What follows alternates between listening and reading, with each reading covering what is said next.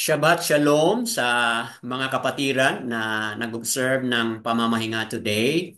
At Shalom din po sa mga kapatiran na kung saan bukas ang inyong pamamahinga, mga kapatid. Araw ng Biyernes ngayon.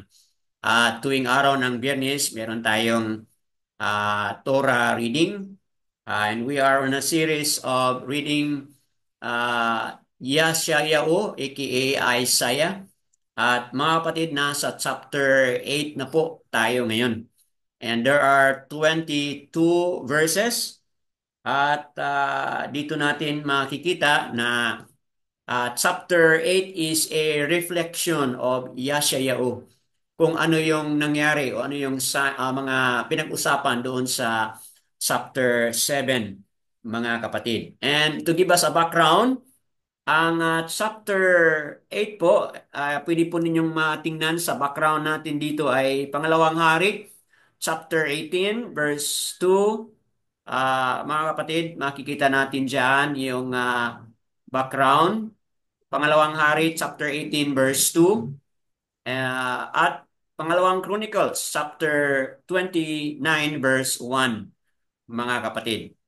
So, again, additional is Second Kings chapter 16 verses 10 to 16, kung saan mababasa natin yan kung ano yung paglingkod ni Cohen, itong high priest na si Uriah, mga kapatid, Uriah. Siya po yung nagsunod sa lahat kung ano yung pinapagawa ni Haring Ahas. Mabasa mo yan sa Pangalawang Hari, chapter 16, verses 10 to 16. At yung Pangalawang Hari 18 verse 2 at Pangalawang Chronicles 29 verse 1, mababasa po natin yung background patungkol kay Zachariah. So, sino ba ito si Zachariah? Zachariah po, ayon sa information nito, mga references, siya po ay father-in-law. Father-in-law po ito siya ni Haring Ahas, mga kapatid. So, that being said, chapter 8, mga kapatid, is a continuation of the overall topic, favor through judgment for Yehuda. At saan ito makikita mula chapter 7 hanggang sa chapter 9, verse 7. At sa susunod na Shabbat natin, tatapusin natin itong theme na ito na kung saan favor through judgment for Yehuda. So ongoing po tayo, mga kapatid, or continuation po ito sa napag-usapan na natin sa nakaraang linggo, mga kapatid. So right now, let us proceed with the story dito sa chapter 8. Plus, meron din pong mga ano po, may mga prophetic na mga mensahe ito, mga kapatid. So, without much ado, let's welcome Sister Tessie, also known as Sister Bakar Asiayao, for reading the text, Yeshayahu of Yesaiah chapter 8. Go ahead po, Sister. A reading from Yeshayahu chapter 8, verses 1 to 22.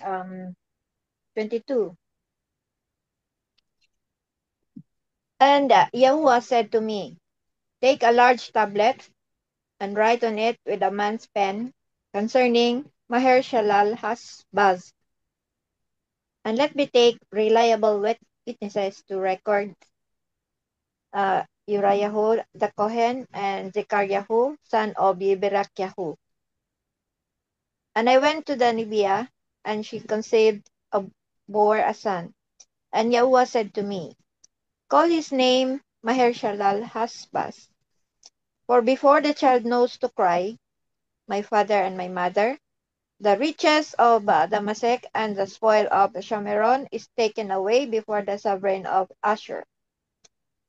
And Yahuwah spoke to me again, saying, inasmuch as these people refuse the waters of Shiloah that flow softly, and rejoice in Retzin and in Remaliah's son, now therefore, see, Yahuwah brings up over them the waters of the river, strong and mighty, the sovereign of Ashur and all his esteem.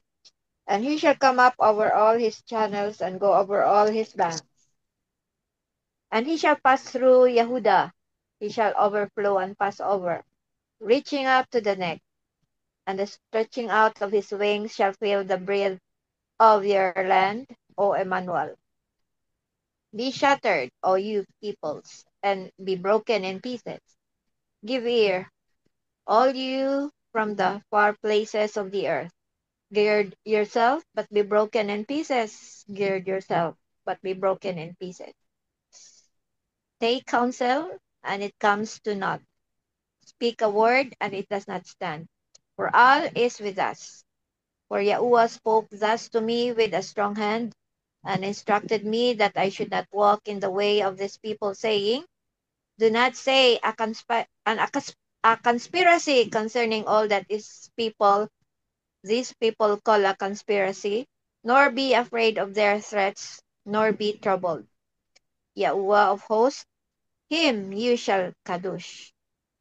Let him be your reverence, let him be your awe, and he shall be for a mikdas, but a stone of stumbling and a rock that makes for falling to both the houses of Yasharal, as a trap and a snare to the inhabitants of Jerusalem.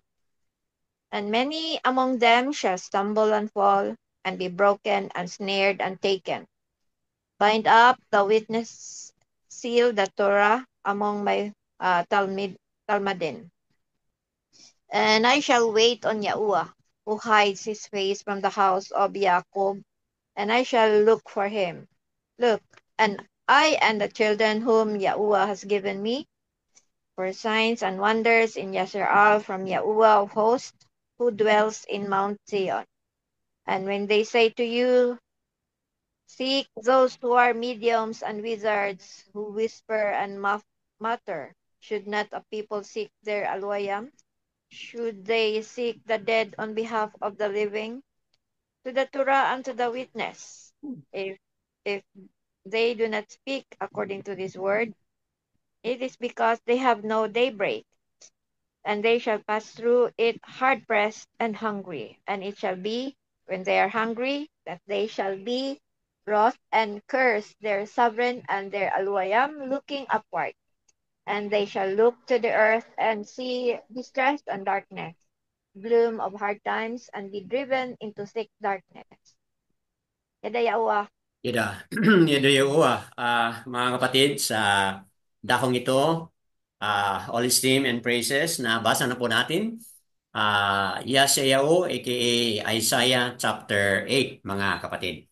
So there are 22 verses. At dito na banggit na yung mga mahalagang mga character. Okay? Halimbawa, ito si Maher Shalal Harsbas. Okay? Or Mahar Shalal Harsbas. Okay, sino po ito? Ito po yung anak. Okay? Anak po ito ni Yashayahu. Okay? When tingnan mo dyan sa nakasabi na Yashayahu went to the prophetess or went to the Nabia, okay, yung wife niya, then ito na nga, nagkaroon po ng conception. At sabi ni Aba na tawagin siya na Mahar Shalal Hasbas. Ito po yung kanyang pangalan. So, ah yan po ay, mga kapatid, yan po ay isa sa mga character dito. And of course, na-mention na po ito si Uriah. Siya po yung high priest na who are monitoring and serving Haring Ahas. At na-mention na po dito si Zachariah, mga kapatid. Okay, and then another important mention here, itong Shelua or Sheluam. Isa pong pool ito, no?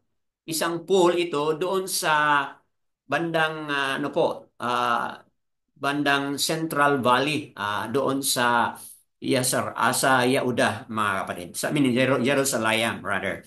So, yan pong pool na yan, ginawa po ito panahon ni Haring Hezekiah, mga kapatid. At that pool was really very special Kasi po, yan ay nagpo-produce po ng tubig na safe na pwedeng mainom doon sa Yehuda, doon sa Jerusalem, mga kapatid. At yan, and of course, ah, yun ang mga mahalagang lugar na nabanggit.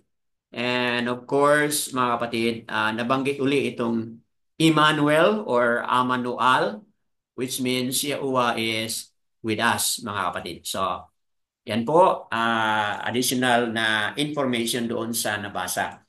So, at this time, ah ano pa kaya ano kaya ang mga mensahe no ni Abba Yahuwah dito sa personal nating buhay?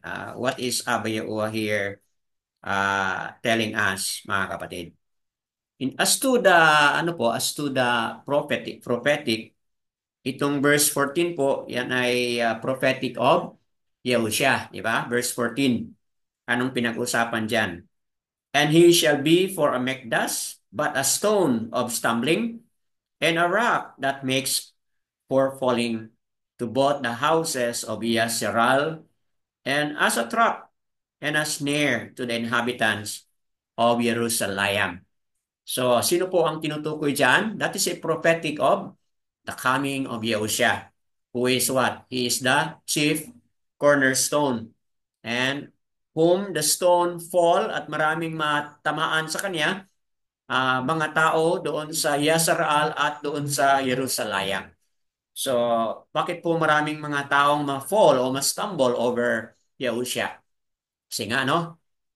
Alam natin doon sa Book of Matatiao na yung mga Pharisees, yung mga Yehudyam, yung mga Jews, they stumble on what Yahushua is teaching, mga kapatid.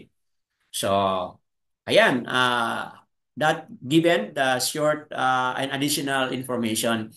Now, I will welcome po. I welcome anyone who has something po na you would like to bring out as a lesson perhaps or as a point to make a lesson, mga kapatid. So, please bring out something mula dito sa 22 na mga talata. So, sino pong mauna na mag-share?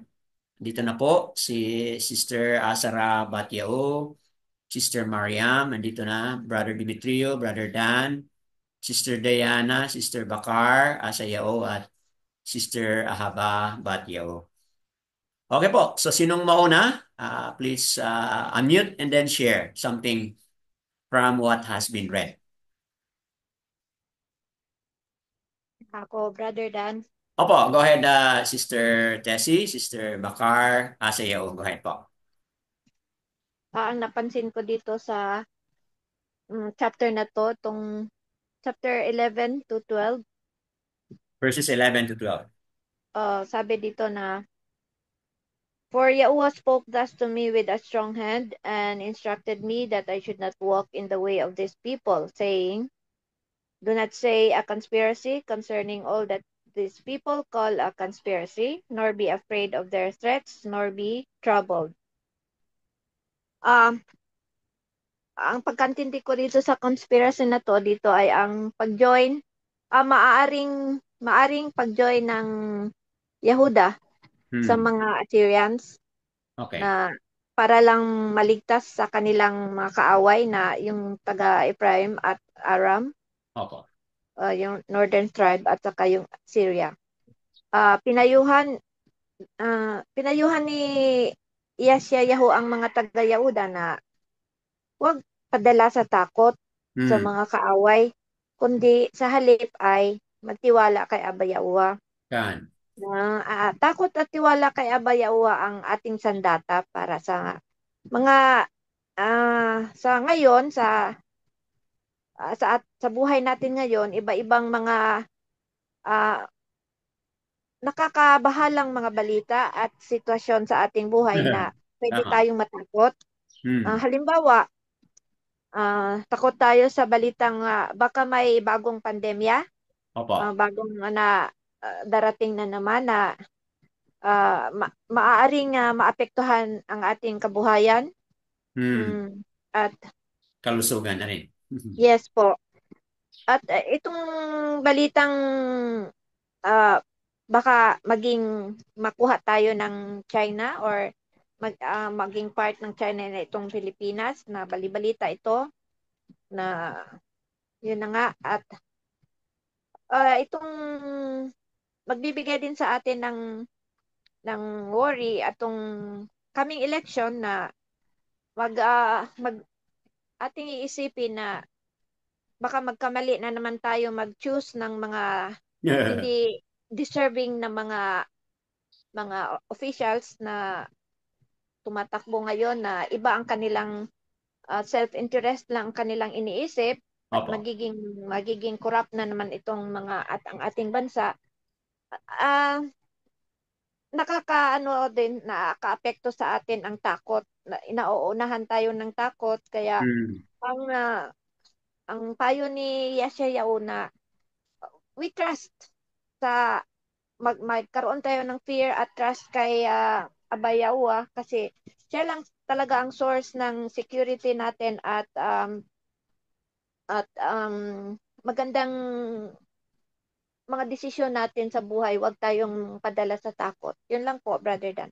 Tama. Gandang application, no? Kasi na-relate mo sa pangyayari ngayon sa ating mundo, sa mga bali-balita na ating narinig. Talagang it will create fear, no? But dito, napakagandang punto na tayo bilang in application, no? Tayo bilang mga Jehovah believers, hindi tayo dapat matakot, no? We should not fear. But I'd like to emphasize what you have just said in verse 13. Yahweh of hosts, Him you shall kados. So instead na matakot tayo o focus tayo doon sa mga bali-balita na yan, kilalanin natin at declare natin na Ab Yahuwah yung ating kados one and sinabi to let Him be your reverence. So ibig sabihin, hindi tayo matakot doon sa ibang mga balibalita, but dapat doon tayo magpailalim. Okay? Let Him be your reverence. Okay? Magpailalim tayo kay Abba Yahuwah. And then, sinabi dito, and let Him be your all. So, ibig sabihin, ah, bakit ma-overwhelm tayo ng mga takot dahil sa mga balita na yan? Is because naka-zoom in tayo doon sa mga balita-balita. But if we do the opposite, which is zoom in tayo sa anong kapangyarihan meron si Aba, yung kanyang kados, power and authority, yung kanyang reverence at ang oo, kung tayo nakatutok doon, o di ba? Ano mangyari? Wala, hindi tayo matinag, hindi tayo ma-shaken doon sa mga anong mga klaseng mga balita na yan. O di ba kung ano yung naranasan ni Yasea doon sa chapter 1? Di ba? Anong makita niya? Anong nakita niya doon sa chapter 1? Yung vision. He saw a vision of Ab Yahuwah high and lifted up. So, yung esteem, yung ating nakikita, yung esteem, yung awesomeness, yung power and greatness ni Abba, kung yun po ang ating nakikita, none of these mga balibalita na makatakot sa atin, mga kapatid. So, yun po, nice kong i-highlight yun kasi magandang point yun lalo na sa mga makikinig mga kapatid sa Republish. Yadayaua. Yada Sino Yahuwah. pa po? Sino pa Yada po? Yahuwah. Kindly unmute and then share. What is that in your heart? Ano po yung nais ninyong i-bring out? And then share something about what is the relevance of that sa ating buhay ngayon. Meron pa ba?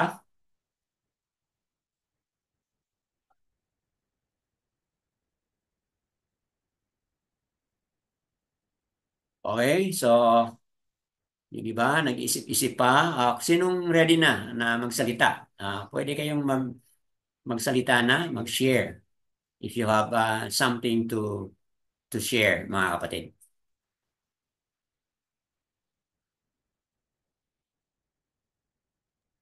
Brother Dan, Opo, continue, Sister Bakar sa iyo. how about dito sa verse 19 na about spiritism? Oo nga. And when they say to you, speak, those who are mediums and wizards whisper and mutter. Should not the people seek their alwayam? Should they seek the dead on behalf of the living? Hmm. Yung mag-ano tayo doon sa mga spiritista or mga spiritual healer or mga ganon na instead na kay abayawa tayo mag-rely sa ating mga problema, nagko-consult tayo doon sa mga divination or Okay. mga sorcerers. Kaya Yes. yun ang concern din ito ni Yeshayahu sa mga para sa mga taga-Yehuda. Yun lang Hmm. po, Brother Dan. Yes. That's connected doon sa walang tiwala, no? Kay Abay Yahuwah. Okay, so instead, saan sila nagtiwala? Doon sa mga mediums, doon sa mga spiritists. Okay, consulting the dead so for the living. So hindi dapat ganoon kasi dapat nandoon tayo kung ang ating buong pusong tiwala kay nandoon kay Aba Yahuwah, then doon tayo magkonsulta sa kanya. Hindi po doon sa mga spiritists o spirit mediums or consulting the dead for in behalf of the living. So that's a very good point na highlight, mga kapatid. Bakit po mahalagang na-highlight yan? Kasi sa context natin dito sa Pilipinas, di ba? Very ano po ito, no? Very common practice po 'yan. Ah, na may mga naalala ko noon na yung aking immediate family ng aking wife, okay? Kasi patay na po yung aking father-in-law, okay? So, yung kanyang older brother pumunta po sa cemetery. At doon sa cemetery, naghingi Mm. po ng numero. Kung ano Uh, yung numero na lalabas doon sa ano ba yun, surgeries or yung mga related sa mga gambling na mga numbers. So, ayun, tinignan niya yung cemetery at tinignan niya yung birthday ng kanyang father na yumaong at pinag-combine niya yung number at yun, ayon sa kanyang kwento, nanalo daw siya. So, yun mm. ay mga example ng mga sinabi dito na consulting the dead for the living. So, hindi na kailangan mga kapatid kasi mas kung matibay o totoo ang ating paniniwala kay Abba Yahuwah, then doon tayo magkonsulta sa Kanya. Okay, that's a good point na highlight. Meron pa ba mag-share? Okay, so patuloy kayong magmuni-muni. Ipaliwanag ko lang no, itong mga na-highlight ko din po dito mga kapatid. And then, I'd like to pause kung meron kayong mga question or things that you would like to also highlight. Okay po. So, ito na nga, naumpisa na natin, mga kapatid, ang ating pagbulay-bulay dito. Sa chapter 8, mga kapatid, verse 1, ito pala ay Abiyahuwah, okay? Or the writings of Yeshayahu here is moving towards the third person, okay? Shifting from the third person point of view, mga kapatid. Halimbawa, tingnan natin yung chapter 8 verse 1. And Yahuwah said to me, take a large tablet. So yung word na Yahuwah said to me. So yung word na me dyan, mga kapatid, which is also connected po doon sa chapter 7 verse 3. And Yahuwah said to Yeshayahu. Kaya nakita niyo? Yahuwah said to me dito sa chapter 8 verse 1. Sa chapter 7 verse 3, sinabi po doon, and Yahuwah said to Yeshayahu. Yeshayahu yung prophet dito, siya yung nagsulat, pero anong ginamit niya dito? Using the third person, mga kapatid. Yan po ang ibig sabihin niyan, using the third person. Kung using the first person, then sabihin ni Yeshayahu na I. Okay? I, Yeshayahu. So, speaking of the first person po yan. But kung pointing po doon sa somebody, as if someone is pointing to Yeshayahu, ang tawag po niyan ay third person, mga kapatid. So, ayan, yan ang ating maintindihan na itong chapter 8 is using the third person, not the first person, mga kapatid. So, kanina naman, na-highlight ko na po itong verse 3, wherein Yeshayahu went to his wife, mga kapatid, a prophetess or nabya. And then, ayun, no, na-conceive. At nagkaroon sila ng baby, mga kapatid, no? Mahar o Maher Shalal Has Baz, mga kapatid, no? At ito rin po ay makikita natin sa verse 18. Okay, nandiyan din po sa verse 18 yan, mga kapatid. Okay? So, makikita natin na itong children, okay, verse 18, no? Okay? Itong children are also the signs of uh, ano po, signs. Itong mga anak ay also considered as signs. Okay? Look, I and the children whom Yehovah has given me. Verse 18 po. For signs and wonders in Yazrael. Okay? Children whom Yehovah has given me, sabi niya, for signs and wonders in Yazrael. From Yehovah of hosts who dwells in Mount Zion. So, continuous po yung idea ng sign. Okay? So, paano naging sign itong anak nila na si Maher o Mahar Salal Has Bas? Paano naging sign yan, mga kapatid? Okay? Tingnan natin yan, okay? Paano naging sign? Sinabi po dito na kapag ang bata ay verse 4. Tingnan mo verse 4, mga kapatid. For before the child knows to cry, my father and my mother, the riches of Damasek and the spoil of Shamaron is taken away before the sovereign of Assur. So, yun po pala ang ibig sabihin ng word na sign. Ibig sabihin, ah may nabanggit siya dito na yung bata na yan, bago yan magsalita na cry uh, father o cry to father and cry to mother, bago magsalita yan, ano mangyari daw doon sa wealth ng Damasek? Okay. Kukunin na po ng mga taga-Assure. Assyria. At Assyria. ano mangyari doon sa ah, spoil ng saan yung spoil yun na yun? Spoil doon sa ano? Shamaron. Okay? So, yun, ma-take na po sila. Sabihin, this child na may naisinilang sa kanila is that bears also a sign that a certain age of this child, itong mga taga-Assure ay maglusob na at i-conquer na at kukunin na ang kanilang mga spoil, mga kapatid. Okay, so yan, okay, maliwanag po yan mga kapatid sa verse 4. Okay, moving on. Itong verses 5 to 8, kung isummarize natin po itong verses 5 to 8 sa nabasa na kanina, Yehuda celebrates their escape from Syria and Yasharal as their own achievement.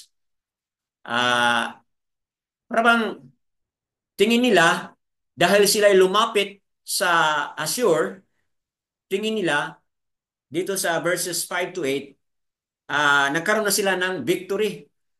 Okay, so nagkaroon na sila ng victory against what? Syria and Israel. So yun po ang ano diyan, no? Yun po ang mga mensahe diyan. Despite the witness of Maher Shalal Hasbaz, only to find their ally is really their oppressor. Okay? So ito pala si Maher Shalal Hasbaz is assigned and also as a witness na ano pong mangyari. Sign na ang Yehuda ay matatalo. And it is also a witness. Sign and a witness pala itong bata nito. Okay? Sign and a witness na talagang matatalo sila. Okay?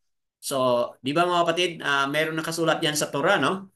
Na as a witness of two or three witnesses, a matter is establish. So, dalawa ang dala nito sa anak, no, ni Hasayaw. Sign, pagkatapos witness pa. Okay? So, ayan. In spite na ganun ang role sa anak ni Hasayaw, pero sila nag-celebrate pa rin. Kasi akala nila mananaig sila o natalo na nila ang Syria at ang Shamaron, mga kapatid. But, only to find out na yung Assur, kapag sila'y darating pala, sila ay oppress, mga kapatid. Okay? So, for example, tutukan natin itong verses 7 to 8. Diba? It talks about water. Kanina, sa nabasa na kanina ni Sister Shalua, no? Tama? Tinan mo yan, chapter 8, verse 7. Okay? Verse 6 rather, it talks about Shalua. Or sa ibang translation, Shaluam, di ba? So ano itong Shalua? Kanina sa ating tinatanong, in as much as these people refuse the waters of Shalua that flow softly and rejoice in Ritzen and in Rimaliahushan. Now therefore, see, Yahweh brings up over them the waters of the river, strong and mighty, the sovereign of Ashur, and all his esteem, and he shall come up over in all his channels and go over his banks. So, ano po yung tinutukoy dito mga kapatid?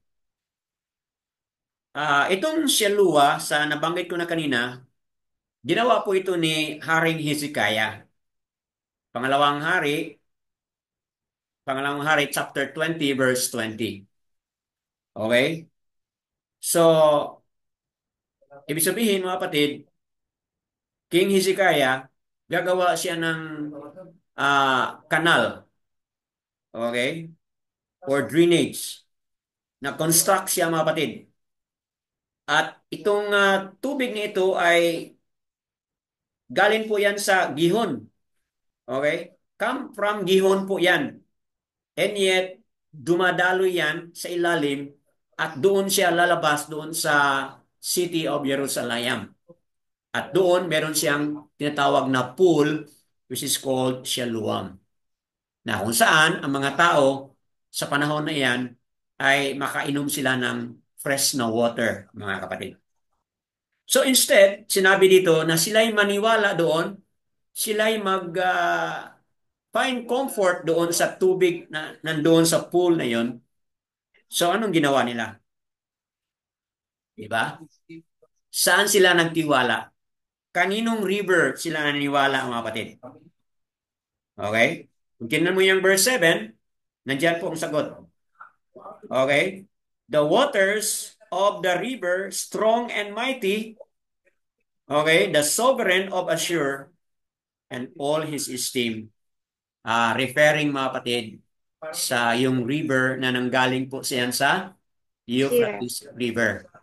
Okay? Euphrates.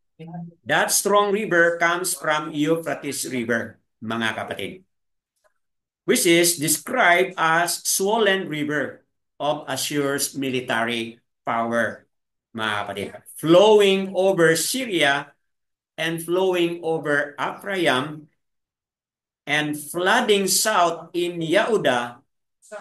So ang tanong diyan, sinong makasurvive?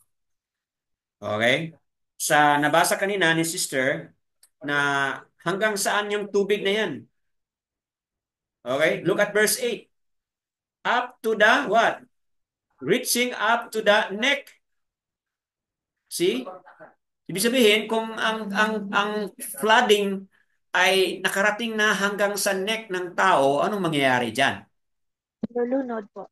Oh, di ba? Malulunod na. Talagang question here is, sinong makasurvive? So, yun po ang declaration dito, mga kapatid. So, in short, uh, ano po yung lesson dito? The way of belief in Yahuwah seems inadequate to the people of Yehuda. Kasi sana ni-appreciate nila yung water doon sa Siluam o Silua. Pero hindi nila na-appreciate yun. Kasi yun pala ay symbolic of what? Abba Yahuwah's provision. Ngunit, Yes saan po. sila mas nag-appreciate? Kung ano yung kakayahan ng Assur or Assyria. Assyria. Yes, which is symbolic of the Euphrates River, mga kapatid. So, yan po, no, malaking lesson yan sa atin. Malaking lesson yan sa atin, mga kapatid. As na-highlight na rin kanina ni Sister Bakar sa Yao, na dapat yung ating buong tiwala hindi sa mga makamundong bagay. Okay? Hindi sa mga bagay na narito sa mundo. Dapat ang ating tiwala talaga directly po kay Abba Yahuwah. Okay? So, yan po. Now, verse 8 sa ating nang na-highlight kanina, anong nabanggit dyan sa verse 8? Speaks about again of Emmanuel. Okay? And the stretching out of his wings shall fill the breadth of your land, O Emmanuel. What do you remember? What do you remember yung Emmanuel doon sa chapter 7 verse 14? Diba?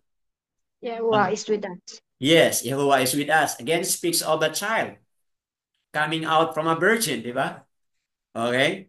And pag tawagin po siya as Emmanuel or Emmanuel, which means Yahuwah is with us. So, again, dito sa chapter 8, verse 8, na-highlight na naman yan. Na kung saan ang lupa, ang land, na kung saan Abba Yahuwah's presence is there, ano na nangyayari? Okay? It is now flooding. Ito na ayun ay nagka-problema na. Hindi sana yan magka-problema kasi nandyan ang presensya ni Abba Yahuwah. Pero anong nangyari mga kapatid? Okay? Ano nangyari? Okay? Sandali lang, no?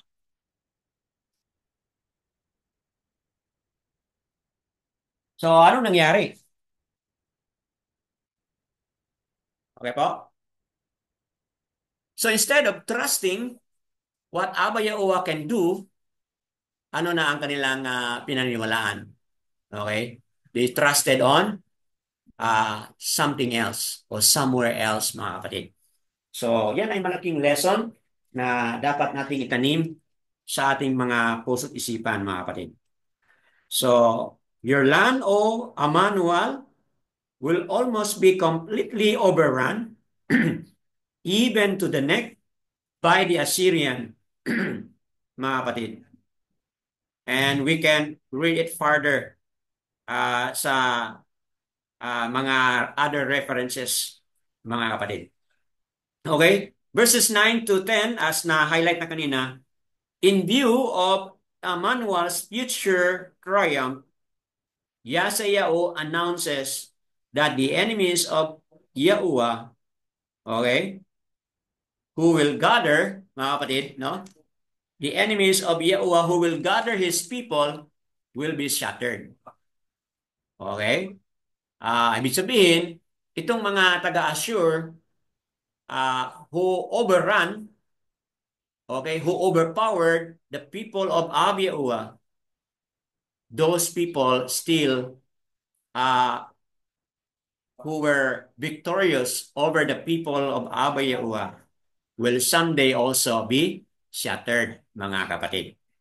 So, ang ibig sabihin, if you read verses 9 to 10, mga kapatid, anong punto po dito sa verses 9 to 10? Okay? Be shattered, you peoples. Be broken in pieces. Give ear, all you from far places of the Ararat. Gird yourselves. Okay? But be broken in pieces. But be broken in pieces. So, ang tinutukoy po dito is yung mga Assure. Dahil they overrun the people of Yehuda, meron din po silang consequence, mga kapatid. They are not exempted of the consequences. Okay po? So, looking at verses 11 to 15, highlight po dito is yung fear. dapat meron tayong takot kay Abba Yahuwah and then maghintay tayo sa Kanya. Okay? So, yan po ang dapat nating i-highlight mga kapatid. Verses 11 to 15. Fear, dapat meron tayong takot kay Abba Yahuwah at maghintay tayo sa Kanya. So, meron pong surprising message dito, no? Si Abba Yahuwah. Ano yung kanyang surprising message? Okay? Who is the sanctuary for the frightened human beings is also the snare for those who do not fear Him. So, ano po yung punto dito mga kapatid? Itong mga verses 11 to 15, sa na-highlight na kanina ni Sister Bakara sa iyo, kung saan yung mga tao na nakatago doon or who take refuge doon sa sanctuary, sila po yung mga tao na may takot kay Abba Yahuwah. Okay? Those who have fear, Abba Yahuwah, makakaroon po sila ng security, mga kapatid. Okay? Is also the snare for those who do not fear Him. So, ibig sabihin, yung mga taong who take refuge doon sa sanctuary, okay, ni Abba Yahuwah, they are safe and secure. But those who do not fear Abba Yahuwah, okay, ano mangyayari sa kanila? They will be overpowered. So, ibig sabihin mga kapatid, ah, may dalawang mga tao doon sa Yehuda. Ano yung mga dalawang tao? Yung mga dalawang tao doon is, yung mga tao na may takot kay Abba Yahuwah, safe and secure. Yung mga tao na nandoon din, okay, nandoon din sa sanctuary na yun, nandoon din supposedly sa safe place na yun, pero dahil wala silang takot kay Abba Yahuwah, so anong mangyari sa kanila? Okay? They were harmed. Okay? So, nakita na niyo yung kaibahan. So, how does it apply sa ating buhay ngayon? Mari pala mga kapatid na pareho tayo nagtawag sa pangalan ni Abba Yahuwah. So, feeling natin safe and secure tayo. Okay? Pero out of that group of people na tumawag sa kanyang pangalan, okay, may dalawang nahati yan sa dalawa. Ano po yun? Yung isa, oo, tumawag sa pangalan at may takot kay Abba Yahuwah.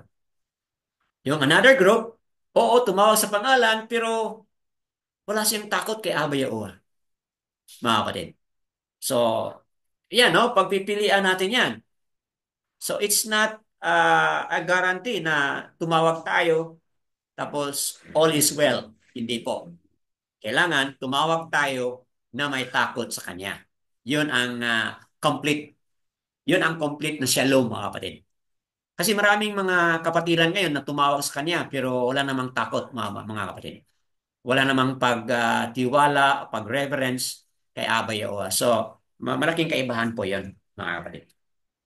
Okay, so ayan, highlight ko po yan because that is also important. Now, verses 16 to 22, ito po yung second to the last na, okay?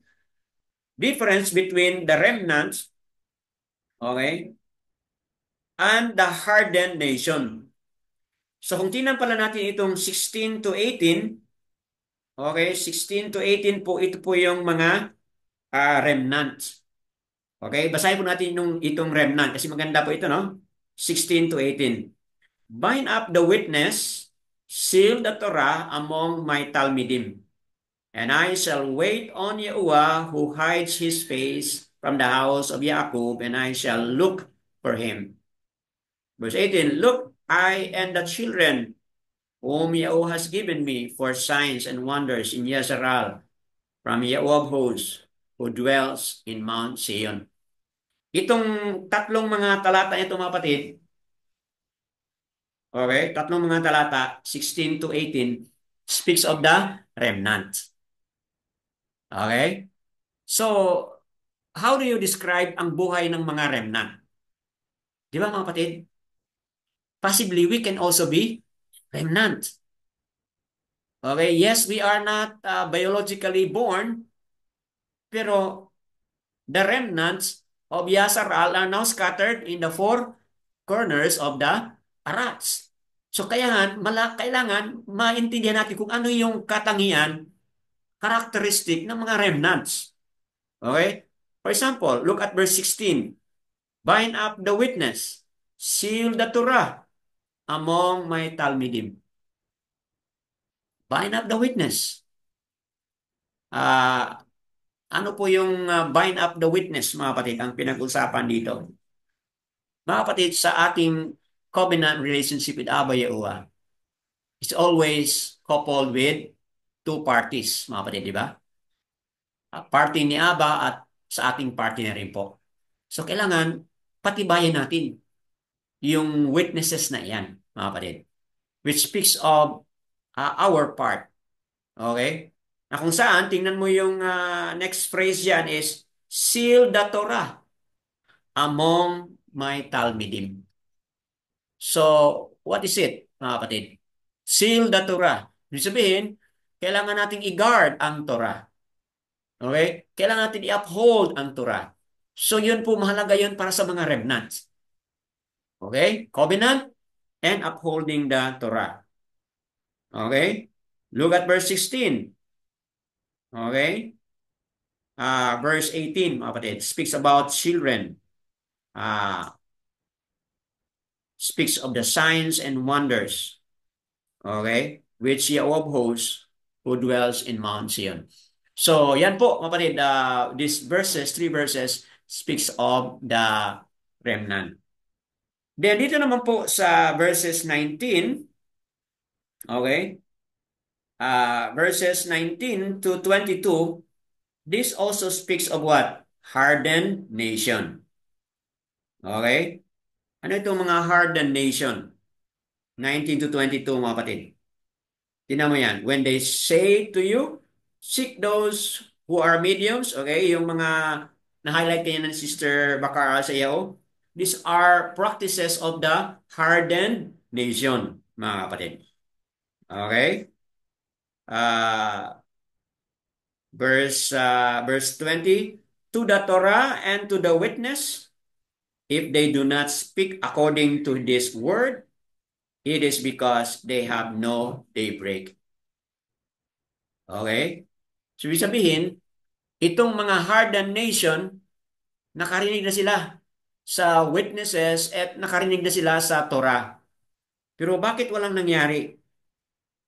Bakit walang nangyari? Because they have no daybreak. Bakit nasabi mga kapatid na daybreak? Okay? It's because ang lagi nilang hinahanap ay yung darkness. Okay? They always sought for darkness, mga kapatid. They have no daybreak, mga kapatid. And they shall pass through it hard pressed, and hungry it shall be. And when they are hungry, they shall be wroth and curse their sovereign and their alua or aluwayam looking upward. So, ito na yung characteristic o mga katangian ng hardened nation, mga kapatid. Hard pressed sila. What else? They are broken, hard pressed, they're hungry, and wroth, and then they curse the sovereign. Okay? And they're aluwayam looking upward. So, yan po ang nais kong i-highlight dito sa last na verse na yan, mga kapatid. Then, verses 19 to, rather, okay. The unbelieving Yehuda were into the spiritual darkness. Yun po ang ating paliwanag dito. The unbelieving Yehuda, they were into spiritual darkness. Okay? And sent into exile, unbelieving rages against Yehuda. Rather, against Yahuwah. So, ibig sabihin, yung mga tao, nung sila'y na-captive na, anong ginawa nila? They were They were rages. They were angry. Okay? They were cursing. Aba Yahuwah, mga kapatid. Bakit po? Dahil sila po ay considered hardened nation. Okay? So, what is this message to us, mga kapatid? Tayo bilang mga followers of Abba Yahuwah, what is this message to us? Well, na-highlight na kanina, di tayo dapat mag-sanib puwersa o mag-consult sa mga mediums and spiritists. But instead, consult tayo kay Abba Yahuwah. As na-highlight na kanina, be and have the characteristic of a remnant, mga kapatid. At ano yung totoong remnant? Ayun, uphold the covenant, okay? And then keep and guard the Torah of Abba Yahuwah. Yan po ang nais kong i-highlight. So let's welcome and hear kung ano po ang inyong mga natutunan mula dito sa ating Torah reading. Anyone? Kindly unmute po and then share something.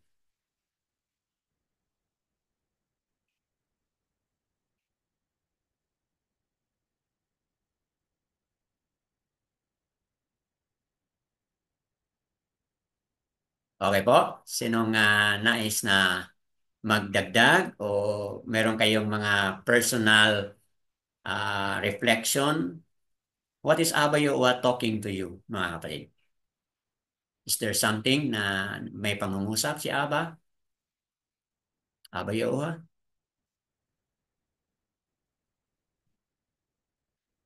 So pangalawang linggo na ito, na-highlight natin ang Yahuda.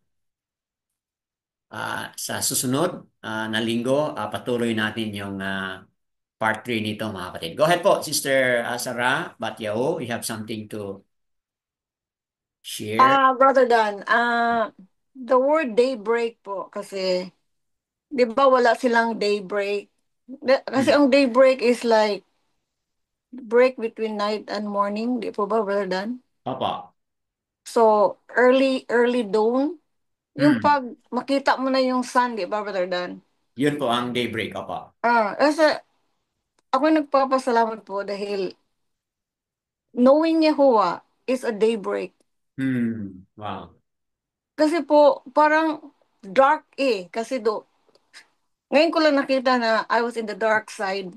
Hmm. Dahil hindi, I was worshiping the untrue Almighty. Di ba, Brother Dan? Opo. So yung daybreak na binigay sa akin ni Yahuwah, it was Him, I believe it was Him. Yung desire na hindi na ako nag-wait ng morning.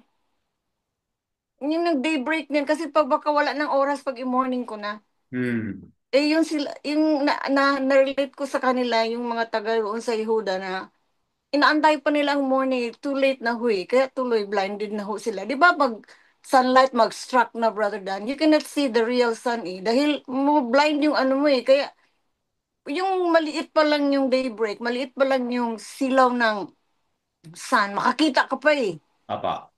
Di ba pag mag-shine na talaga yung sun, mahirap na dahil mag-stream na yun sa mata mo. Hmm. Kasi kaya siguro nabula, kaya siguro ano, yung bang if you have the chance, get it. Kung meron na, huwag mo nang mamaya pa. Yung manyana system po ba sa ating brother, mamaya na. Although andun na, Opo. kaya ano, no, yung daybreak na yun is a kind of knowing Yahuwah and di ba, mag-start ang day with a daybreak. Siya talaga unahin natin. Hmm.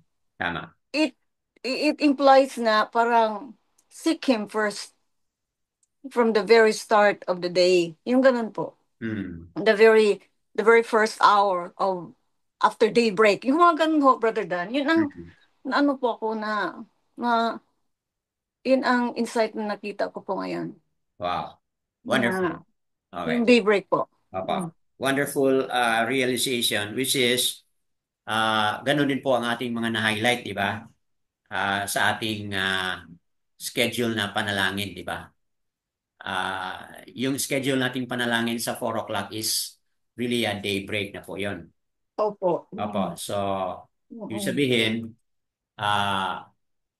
pagdating ng 4 o'clock, maganda na bigyan talaga natin ng emphasis, mga kapatid, na between that time, okay, it's good to always give first priority kay Aba Yahuwah. Kasi yung time na yun, sarap matulog, di ba? Uh, but when that time is sacrificed for Aba Yahuwah, mga kapatid, then it is something po. Alam mo dong sa okay, kwentuhan namin ng ating kapatiran, no? I will not mention the name, but yung testimony ng ating kapatid, ah, yung bago nagkaroon ng attack ang kanilang family, mga kapatid, spiritual attack ang kanilang family. Bago nangyari yun, bago nila nalaman na yun pala yung spiritual problem ng kanilang family. Biglang parang may panaginip o may boses narinig yung husband and wife na mag-pray ka. Parang ganun yung narinig nila. Pero yung husband nakatulog siya. Pero parang nabanggit niya na mag-pray ka. Tapos ginising siya ng kanyang wife. Ano sabi mo? Sabi mo mag-pray. So, ayun, na nagkaroon ng full awakening yung husband. Sabi niya, ganun ba? Sinabi ko ba yun? Sabi niya, oh, sinabi mo habang nakatulog ka. So, nung yung narinig na ng husband yun na yun ang nabanggit niya, tapos ginising siya ng kanyang wife, it's about 4 o'clock in the morning na po yun, mga kapatid.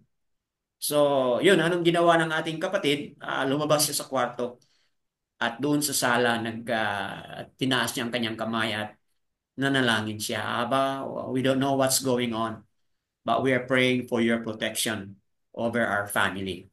So, ayun mga kapatid, no? After 2 or 3 weeks after that, yun na nga, nagkaroon na ng awareness na mayroong mga attack pala ang kaaway. So, it's a very good connection dito sa na-highlight mo, sister, na yung daybreak is something na uh, tayo bilang mga remnant, bigyan natin ng serious po na pagbigay ng panahon kay Abba Yahuwah in singing, in praying, at malaking tulong po yan, mga kapatid, sa ating buhay at sa ating journey. Yada Yahuwah po. What a confirmation. And that is also done by Yahushua, di ba?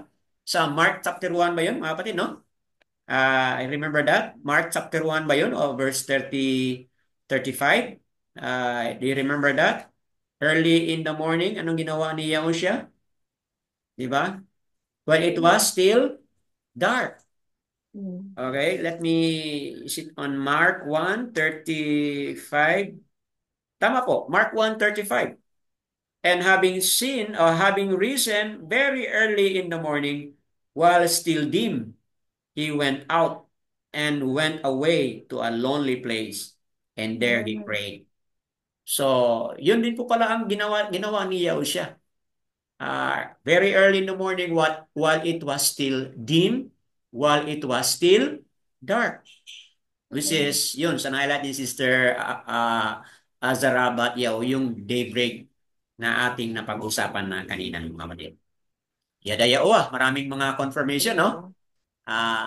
All esteem and praises kay Aba Yawa. Anything else? Meron pa kayong idagdag, Sister Azara Batyao?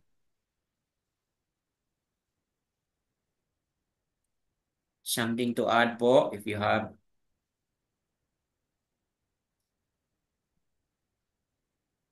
Okay, mga kapatid, let's welcome something else or somebody else.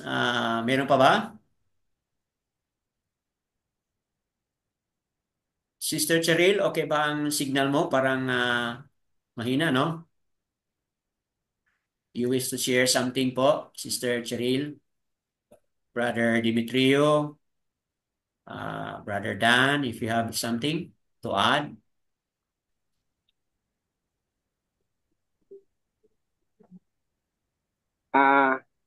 Shabbat Shalom sa lahat. Shabbat Shalom, opo. May idagdag ako. Dito talaga sa chapter 8, 11 to 15. Opo. Hindi mahirap intindihin. Mga Yahweh believer at saka yung unbeliever. Opo. madali intindihan ito. Dalawa lang talaga ito. Ayaw ni Yahuwah yung matakot tayo sa mga mangyayari sa mundo. Opo. Matakot tayo sa mga mighty one. Ang gusto ni Aba Yahuwah na siya ay matakutan natin. Akan. Kasi siya ang ama natin, siya ang tagapagligtas natin, siya ang provide na natin pangailangan. Sinabi naman ni Hosea na lagang matakot tayo sa ama kasi yung ama handang pumatay at maglagay sa atin doon sa impyerno. So siya talagang dapat natin katakutan. Hindi yung hirap, hindi yung kaguluhan, hindi yung maitiwan, kung hindi si Aba Yahuwah talaga. At dalawa lang talaga dito na na-emphasize ni Aba Yahuwah sa mga prophet. At huwag tayo maglapit sa mga espiritista o sa mga patay. Kung hindi, ayaw ni Aba Yahuwah yun. Kasi tao lang yun. Walang kapangyarihan yun. Ang may kapangyarihan, dapat natin lapitan ay si Aba Yahuwah kasi siya ang naglikha sa atin. So, may kapangyarihan siya na hindi magawa ng mga espiritista talaga. So, okay naman yung tama yung highlight ni Sister kanina. Yun talaga ang paraan upang tayo manaig sa mundo. So, kailangan pagbigyan natin ng panahon ang prayer natin kay Aba Yahuwah sa kahit mahaba lang na panahon sa hindi pa sumilang yung araw. Kasi mauna natin si Aba Yahuwah. So, bago tayo magising at magtrabaho at talagang ang gusto-gusto talaga ni Aba Yahuwah na sa hindi pa tayo gumising, hindi pa tayo magpunta sa ating mga gawain, o mag-pray muna tayo. Kasi yung araw na yan, hindi natin alam kung ano ang mangyari. So, alam talaga natin yung nakaraan. Pero yung ngayong araw,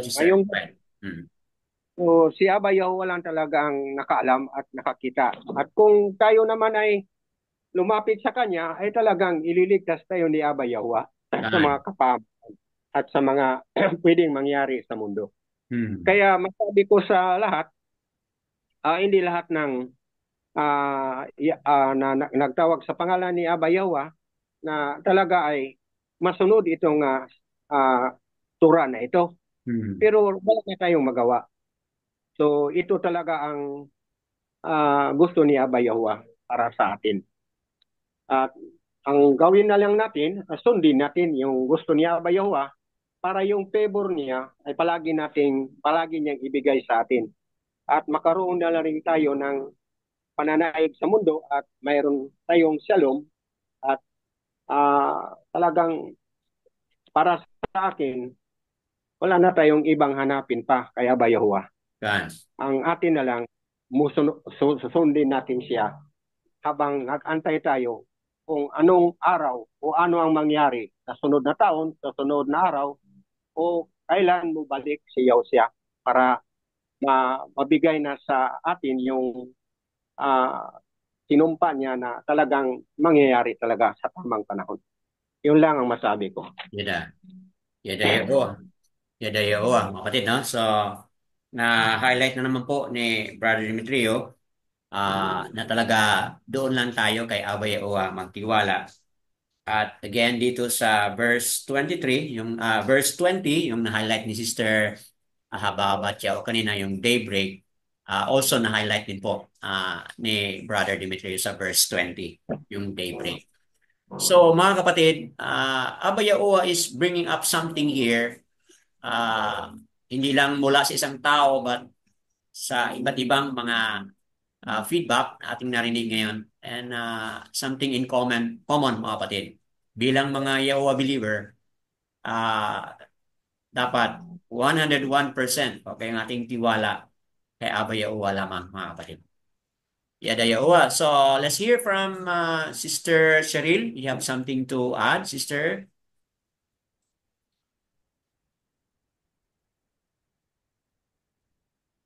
Okay lang ba ang signal mo dyan? Can you hear us, Sister Cheryl? Or nasa trabaho ka na? Okay. So, mga kapatid, itong ating nabasa ngayon, quite short lang po ang ating sharing at ating discussion. But ito po yung nais kong i-highlight para sa mga manunood sa Republish. Something in common na ating na-discuss na dito. Dapat buong buo ang ating tiwala, pananampalataya at ang ating paglapit kay Abba Yahuwah, mga kapatid. Hindi sa mga makamundong mga bagay, hindi sa mga ano yung mga ginagawa ng mga mediums, mga spiritists, mga kapatid. Hindi doon sa mga makapangyarihan na mga person or politician, kumbaga, or kaharian man, hindi po doon, mga kapatid. Kundi doon lang po kay Abba Yahuwah. At kung tayo man po ay nakakilala kay Abba Yahuwah, kailangan po nating magkaroon ng takot sa Kanya. We have to reverence Him. We have to fear Him. We have to submit ourselves to Him. Yun po ang mahalaga, mga kapatid. And then, finally, mga kapatid, highlight natin yung ating daybreak na activity. Okay? Kailangan nating palakasin pa yun, no? Yung ating daybreak activity na kung saan between 4 o'clock hanggang sa 5 o 6 in the morning, mga kapatid, kailangan tayo magkaroon ng ample time, precious time, na unahin mo natin si Aba sa awit, sa panalangin, at sa pagbasa po ng kanyang mga salita. So mga kapatid, ito na nga po yung apat na mga titik sa pangalan po ni Aba Yahuwah, Yahahuha. So, yan po. Kung ating babasahin po yan, Yahuwah po. Ang ating Aba na makapangyarihan, nakasulat sa Holy Scripture, BYNB, at Shepherd, at nakita rin po yan sa Dead Sea Scroll. Ang limang mga titik naman po ni Yahushua, Yahao, first three letters, the same po sa pangalan ni Yahuwah, and then Shan, Ayan, parang W but tunog po yan ay SH. And then parang letter O but yan ay A. Yahushua. Yahushua po ang nakasulat sa pangalan ng ating Messiah kung saan nandito rin po sa Holy Scripture, BYNB at Seper at nakita rin po, na-discover rin po nila sa Dead Sea Scroll. Mga kapatid, itong dalawang pangalan na ito, Abi Yahuwah and Yahushua Hamashiach, lagi nating pinupuri, kinikilala, at mga kapatid, nawa kung kayo ay first time na manood dito sa ating Republish, nawa magkaroon kayo ng bukas na pananaw, isipan at puso na kung saan tanggapin itong pangalan na ito, Yahuwah at Yahushua, mga kapatid. After all, kung titulo pa rin ang ating mga tinatawag o ibang pangalan pa rin ang ating tinatawag, mga kapatid, malaking problema po yan. Paano po makararating doon sa Kanya? Paano po makarating doon sa totoong Aba na ating tinawag? Sa totoong Messiah na ating tinawag? Kung hindi po natin tawagin ang Kanyang totoong pangalan. All esteem and praises, mga kapatid, kay Abba Yahuwah, Shem Yahushua. Yada Yahuwah.